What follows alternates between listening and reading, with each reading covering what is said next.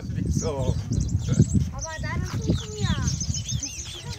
새들은 있잖아. 뿌리를 가지고 눈을 공격해. 막 눈을 공격했기 때문에 엄청 위험해. 눈 감으면 돼. 저 원래 나무를 잘 타가지고. 이거 아카시아 나무야? 괜찮아. 초기 정착 과정에서의 어떤 에피소드가 있을 겁니다. 그죠? 뭐 그냥 너무 자연스러웠나요? 그렇죠. 왜냐면 네. 저는 견습 선교 1년 경험이 있었고 그렇구나. 견습 선교사의 경험이 이 총회 파송 선교사가 초기에 정착하는 데 있어서 큰 도움이. 그렇지 큰 도움이 되는 거죠. 많은 그런 시행착오라 그럴까요? 네. 그 어색함을 현저하게 낮춰주는 게 견습 선교 경험이었다 그런 생각을 하고요. 사역 초기에 제일 힘들었던 건 있습니다. 이제 사역 초기에 힘들었다라는 것은 사실은 이제 준비가 좀 덜 된 상태에서 선교사로 나갔다라는 게 뭐가 무슨 준비? 보통 사람들은 선교사로 나가지 않는다라고 저는 생각을 해요. 그러니까 선교사로 나간 사람은 대부분 보통 이하라고 이하가 아니죠. 보통 이상이라고 생각해요. 그러니까 특히 그 열정이라는 면에서 그러니까 최선을 다해서 선교 사역을 하겠다. 뭐 예를 들어서 이 나라를 나에게 주십시오. 이런 기도 제목을 가지고 나가잖아요. 그러니까 초기 선교지 정착하면서 비록 견습 1년의 기간은 그런 경험은 있었지만 그러나 여전히 장기 선교사로 사역을 시작하면서 진행해 나가는 과정에 있어서는 좀 더 세밀한 준비가 필요한데 저를 생각했을 때는 그 준비가 좀 덜 됐다라는 거죠. 그게 이제 두 가지로 나타나는데 첫 번째는 재정 관리, 재정 문제예요. 그러니까 이 나쁜 의미는 아니지만 저는 생활비를 후원을 받았는데 그런데 막상 가보니까 현지 신학교가 운영이 되고 있고 그 신학교를 운영하시는 분은 미국에서 오신 나이 많으신 분인데 1년에 거기 계시는 시간이 얼마 안 돼요.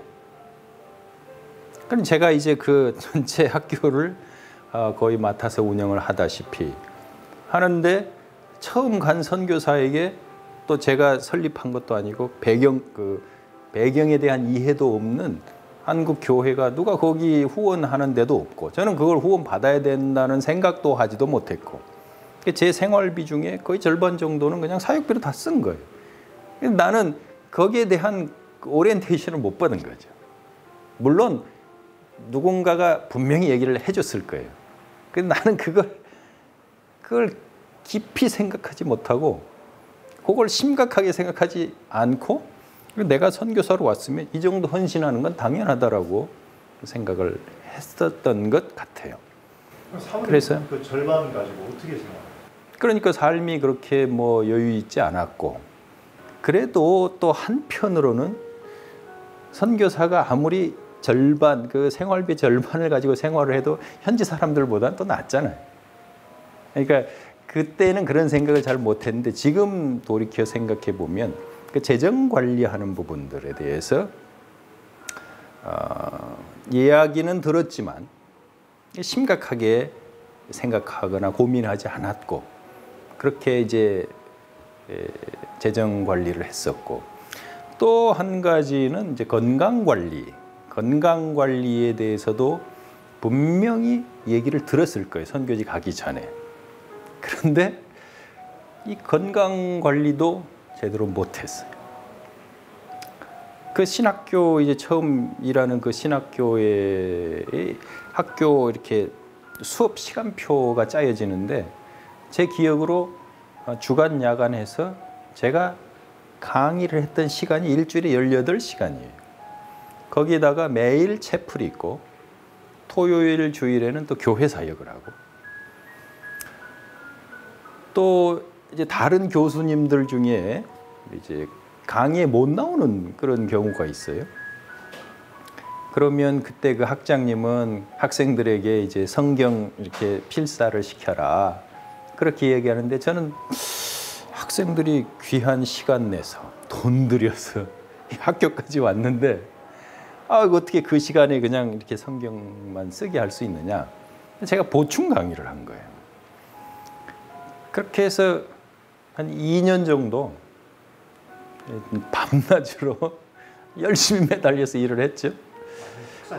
예, 결국 2년이 지나면서 그때부터 허리에 문제가 생깁니다. 이 허리 통증이 한 12년, 13년 정도 엄청난 그 아픔으로 저에게 다가온 거예요. 그래서 만약에 그때 좀 더 이렇게 멀리 보고 장기 계획 속에서 처음 초기 정착할 때 내 에너지와 재정을 이렇게 좀 나눠서 쓸 수 있었다면, 그런 훈련을 받고 그렇게 살았었더라면 제 건강이나 또 재정 사용이나 이런 면이 훨씬 더 낫지 않았을까. 초기에는 그러니까 지금도 이제 선교사가 되기 위해서 준비하고 선교사로 나가시는 분들이 많이 있을 거예요. 그리고 그분들에게 제가 이런 얘기를 해주고 주변에 있는 많은 분들이 이런 얘기를 해줄 거예요. 그런데 이분들의 귀에는 그게 잘 안 들어올 거라는 거죠. 그리고 본인이 이제 경험을 해보고 겪어보고 나서야 나중에 생각이 날 것 같아요. 그러니까 이런 부분은 이번에도 이제 그 신입 선교사 이렇게 훈련 과정이 개설이 되고 새로 선교에 헌신하는 분들이 이제 훈련을 하게 되는데, 내가 이 얘기는 이제 그분들에게 꼭 해주고 싶은 거예요.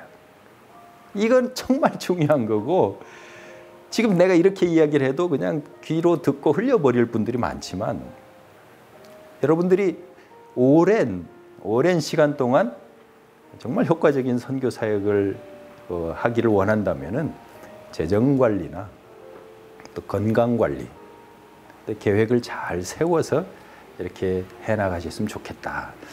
그 일로 인해서 그 사모님과 관계가 좀 어려웠던 그런 기억이 있으신가요? 제 아내는 뭐 그런 거 가지고 다투거나 그러는 사람은 아니고, 저에겐 좀 과분한 사람이죠. 그런 면에 있어서. 그래서 지금 생각해 보면 좀 미안하죠.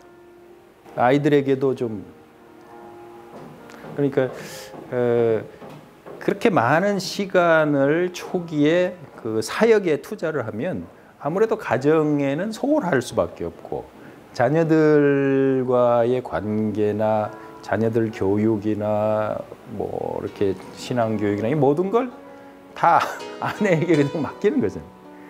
뭐 재정 부분에 있어서나 뭐 시간 관리에 있어서 이해를 해주고 또 참아주고.